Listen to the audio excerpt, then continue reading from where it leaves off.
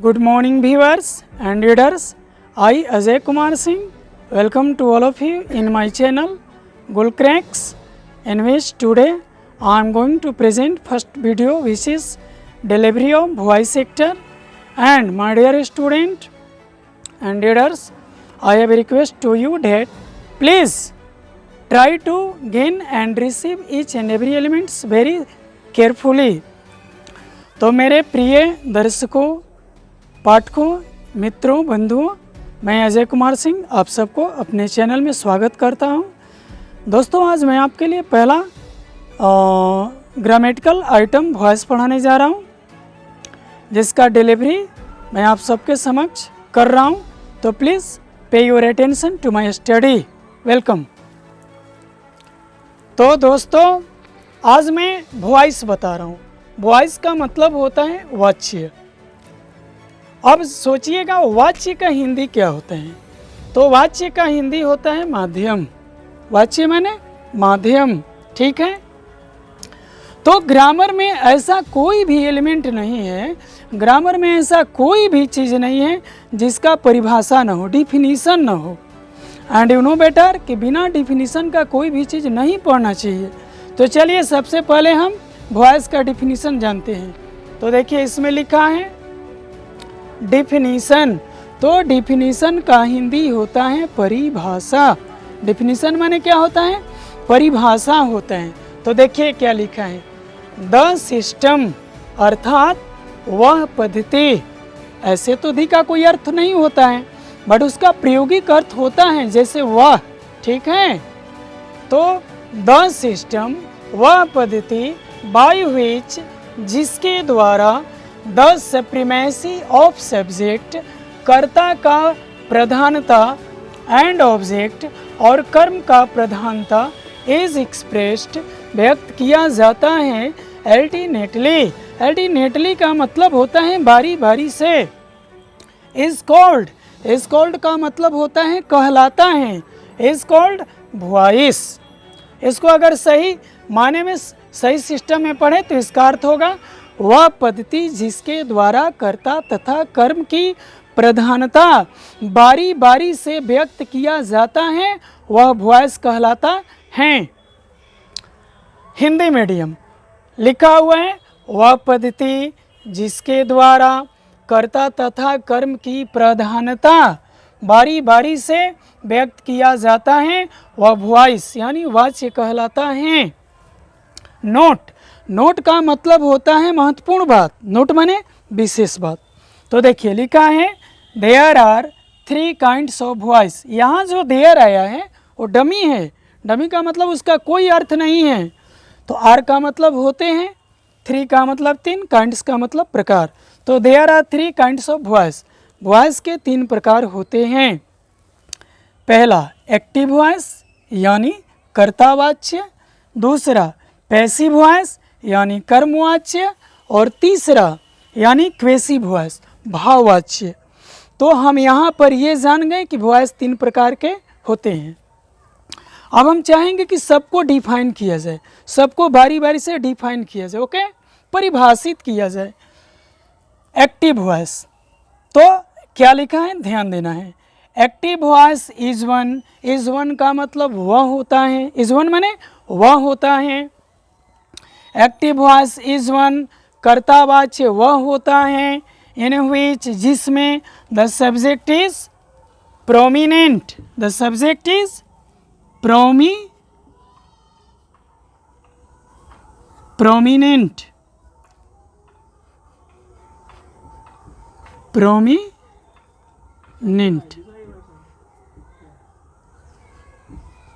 नेंट, the subject is prominent. इसको हम repeat कर देते हैं, फिर से रिपीट मोड में आते हैं।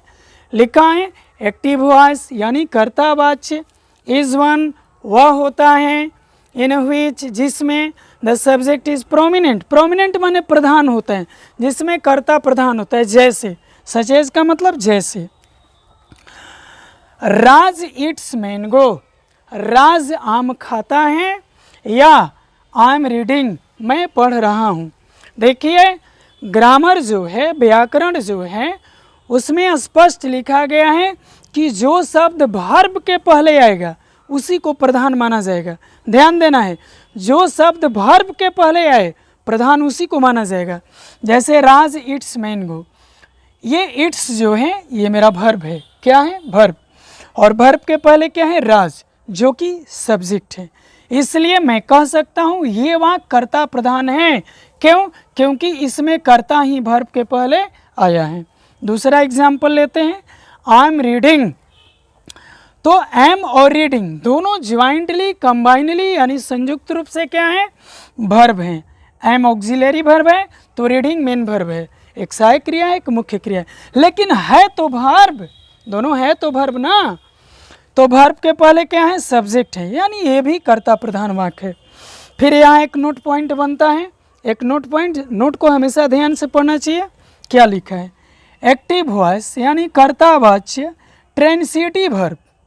ट्रांसिटिव वर्ब, अब आप कहेंगे सर ट्रांसिटिव वर्ब का मतलब, तो ट्रांसिटिव वर्ब का मतलब होता है सकर्मक क्रिया, अर्थात एक ऐसी वाक्य, एक ऐसा वाक्य जिसमें सब्जेक्ट भी हो, वर्ब भी हो, ऑब्जेक्ट भी हो, उसको हम ट्रांसिटिव वर्ब कहते हैं। अगर मैं राज इट्स मैंगो को इस मानक पर बैठा कर देखूं तो ये ट्रांसिटिव वर्ब है। क्यों? क्योंकि राज सब्जेक्ट है, इट्स वर्ब है और मैंगो ऑब्जेक्ट है, यानी इसमें तीनों एलिमेंट है, सब्जेक्ट वर्ब ऑब्जेक्ट। इसी को हम ट्रांसिटिव वर्ब कहते हैं। ठीक है, ट्रांसिटिव वर्ब तथा इनट्रांसिटिव वर्ब यानी अकर्मक क्रिया। तो अकर्मक क्रिया जो है उसमें दो ही एलिमेंट होते हैं, एक सब्जेक्ट होता है, एक वर्ब होता है, इसमें ऑब्जेक्ट नहीं होता है, दोनों का होता है। अब प्रश्न ये उठता है कि एक्टिव वॉइस दोनों का क्यों होता है? तो इसका उत्तर बड़ा सिंपल है, चाहे वो ट्रांसिटिव वर्ब हो या वो इनट्रांसिटिव वर्ब हो, अगर दोनों के बनावट को देखें तो दोनों के ही शुरू में क्या आता है? सब्जेक्ट आता है। और एक एक्टिव वॉइस में सिर्फ इतना देखा जाता है कि मेरे वाक्य के शुरू में सब्जेक्ट आना चाहिए। ओके, अब जैसे आप इस पर ध्यान दें, आई एम रीडिंग, आई क्या है? सब्जेक्ट है, एम और रीडिंग दोनों क्या है? वर्ब है, मतलब हम इसको इंट्रांसिटिव वर्ब बोल सकते हैं। अब आपको हम पैसिव वॉइस का डिफिनीशन देने जा रहा हूँ।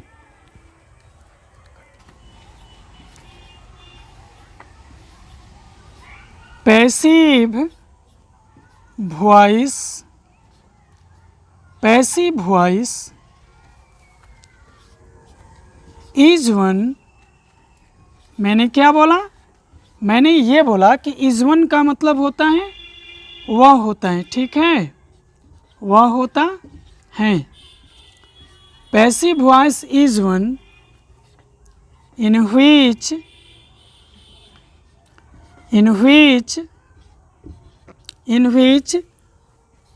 the object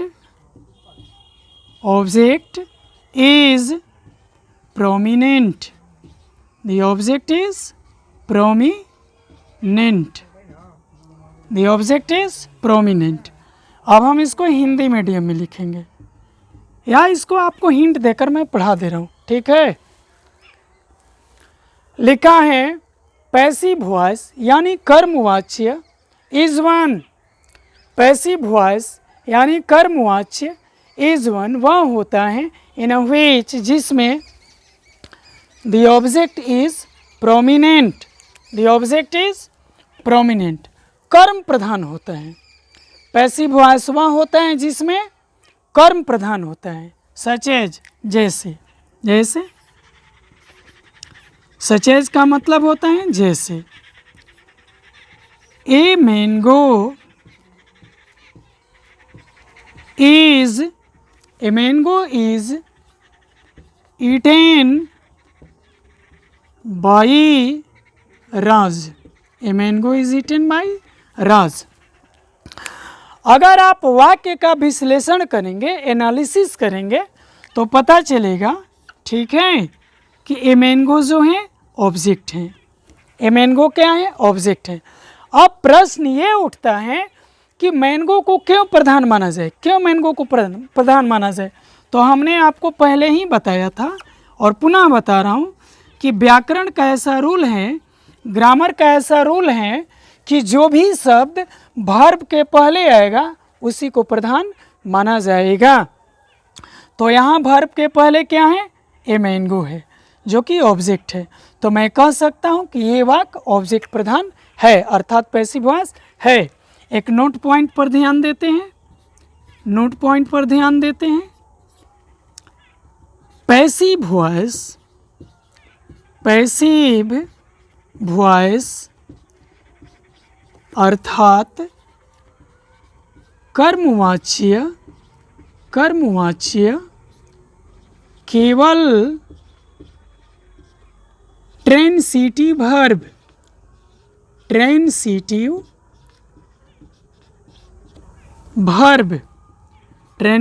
वर्ब इसका अर्थ होता है सकर्मक क्रिया। ठीक है, और ट्रांसिटिव वर्ब में 3 चीज होते हैं, subject plus verb plus object. ठीक है, मैं इसको ताज़ा कर दे रहा हूँ, उसके लिए आप माइंड ना करें। वर्ब प्लस ऑब्जेक्ट, इसको मैं पुनः जो है रिनोवेट कर दे रहा हूँ, पुनः ताज़ा कर दे रहा हूँ। Subject plus verb plus object. ठीक है,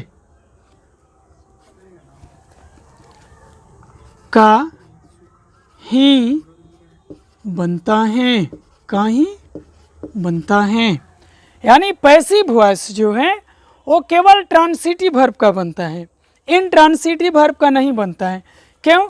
क्योंकि इनट्रांसिटिव वर्ब में ऑब्जेक्ट नहीं होता है, इनट्रांसिटिव वर्ब में ऑब्जेक्ट नहीं होता है। और आप जानते हैं कि जब तक ऑब्जेक्ट रहेगा नहीं तो हम उसको पैसिव वॉइस में कहाँ से लाएंगे? कुछ लोग कहते हैं कि आई एट, मैं खाता हूँ, ही रीड्स, वह पढ़ता है, इसका पैसिव बनाए। कैसे बनाए? अरे जब उसमें ऑब्जेक्ट है ही नहीं, वो इनट्रांसिटिव वर्ब है, तो कैसे बनाएं? चलिए व्यूअर्स, आज के लिए इतना ही। गुड मॉर्निंग, जय हिंद।